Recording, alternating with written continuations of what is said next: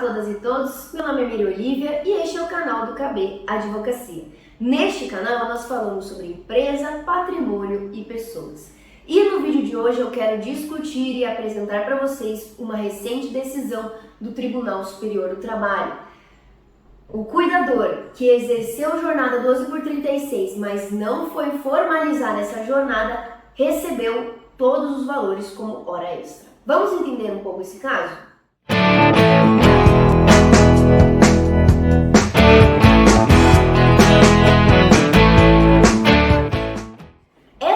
Decisão proferida pela 6ª turma do Tribunal Superior do Trabalho sobre o caso de duas cuidadoras. Vou explicar para vocês como é que funcionou esse caso. É o caso de duas cuidadoras que exerciam a função então de cuidadora de idosos dentro da casa de uma pessoa, tá? E elas são lá da cidade de Ceará-Mirim, no Rio Grande do Norte, e elas pleitearam o seguinte: elas diziam então que elas faziam algumas escalas de compensação, então elas trabalhavam por vezes 12 horas e depois elas descansavam 36 e a outra compensava. Porém, qual que era a grande particularidade do trabalho delas? Elas dormiam e residiam na casa, tá? Então, elas entraram com uma ação dizendo também que por hora, em algumas vezes elas trabalhavam 24 e descansavam 36. E por outro lado, o empregador doméstico, a pessoa que contratou, falou não, elas trabalhavam por diária. Então, elas faziam uma diária ali de 12 horas, depois elas podiam ficar fazendo as coisas delas, não precisavam estar à disposição porque tinha outra que fazia essa escala.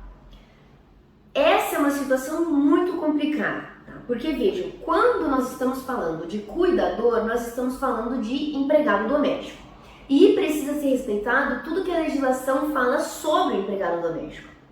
E é muito comum, na profissão de cuidador, a pessoa dormir na casa, ficar ali muito tempo no ambiente de trabalho. Mas a gente precisa tomar um grande cuidado, você que é empregador doméstico, você que quer contratar um cuidador ou já tem um cuidador, precisa tomar cuidado com essa questão da jornada. O maior erro de todos, que é justamente o que aconteceu neste caso, é não haver uma formalização de como era esse trabalho. Então eu vou explicar para vocês um pouco como que foi decidido isso no Tribunal Regional da 21ª Região, que é justamente do Rio Grande do Norte, e depois como que isso subiu no Tribunal Superior do Trabalho. O que o Tribunal Regional do Trabalho da 21ª Região entendeu? Que veja, ele compreendeu que havia uma jornada 12/36, então cada uma delas trabalhava 12 horas, descansava 36. Porém, e vejam, essa jornada 12/36 é possível de ser feito no âmbito do empregado doméstico, no âmbito do cuidador, segundo a Lei Complementar número 150 de 2015. Porém, a lei é muito clara que se você quiser estabelecer essa jornada 12/36, você precisa ter um documento formal do estabelecimento dessa jornada. E o fato de esse empregador não ter esse documento, não seria possível aplicar essa jornada. E o que o Tribunal Superior do Trabalho compreendeu então? Que o fato deles, a lei possibilitar você ter a jornada 12/36, porém exigir que haja um acordo sobre isso, ter formalizado isso em documentação, o fato da o empregador doméstico não ter feito isso, invalida a jornada 12/36. Ou seja, tudo que elas trabalharam além da jornada constitucional, ou seja, além das 8 horas e das 44 horas semanais, deveria ser pago como hora extra. Então é o valor da hora mais 50%. E eles fizeram isso para todo o período que elas trabalharam. Então imaginem o valor dessa conta para esse empregador doméstico. Essa decisão ela é muito importante, porque esse é o principal erro que se comete quando você quer contratar um cuidador doméstico. As pessoas não fazem contrato e não fazem acordo de compensação de horas e o famoso banco de horas. O que deveria ter sido feito neste caso? Primeiro, ter um contrato bem claro com elas, estabelecendo o horário que elas vão trabalhar e o horário que elas vão descansar. Primeiro ponto. Fazer uma gestão familiar para que no horário que elas estão descansando, elas não serem chamadas. Por quê? Porque se você chama, você pede alguma coisa pro cuidador durante o período de descanso, ele na verdade está trabalhando, tá? Então esse é um ponto importante. Outro ponto, fazer um acordo de banco de horas. Estabelecer o seguinte, que eventualmente se elas trabalhassem um pouco a mais num dia, isso seria compensado no outro. Hoje em dia é aceito e é possível você fazer um banco de horas mesmo com a jornada 12 por 36, desde que não seja um grande exagero, tá? E é muito importante ter esses dois acordos formalizados por escrito com essas duas empregadas. E o ponto central, você ter um controle de horário dentro da casa. É uma coisa simples.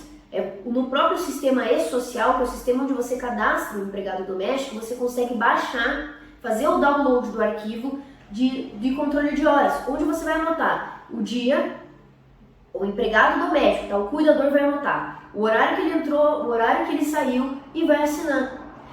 Isso todos os dias. Honestamente, qual horário ele entrou, qual horário ele saiu.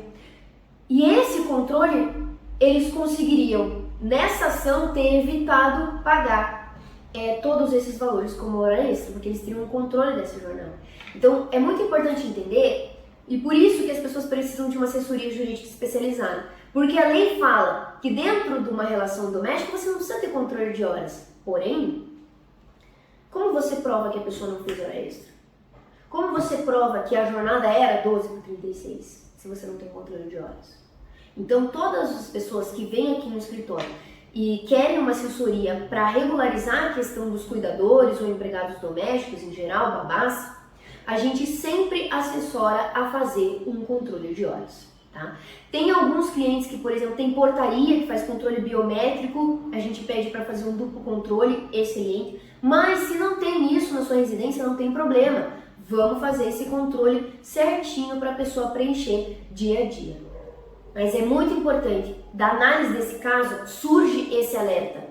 Cada dia mais a população brasileira vem envelhecendo e a profissão de cuidador de idoso vem aumentando. Seja ela exercida por uma pessoa de grande capacitação, com cursos de formação, como enfermeiros e técnicos de enfermagem, como não, tá? Não é uma obrigatoriedade. O cuidador de idoso não precisa ter necessariamente essa formação. Mas é preciso, mesmo que esse trabalho seja exercido dentro da sua casa, dentro da sua residência, que você tome os cuidados legais para isso. Faça os contratos, faça os acordos, faça as formalizações e principalmente observe toda a legislação para os cuidados necessários, como férias, entrega de atestado, falta e também penalizações. Maus tratos ao idoso, por exemplo, posso penalizar? Pode, inclusive está previsto em lei. Então, se você quer fazer uma contratação de um cuidador de idoso ou se você quer regularizar essa situação, procure uma assessoria especializada para tomar todos esses cuidados.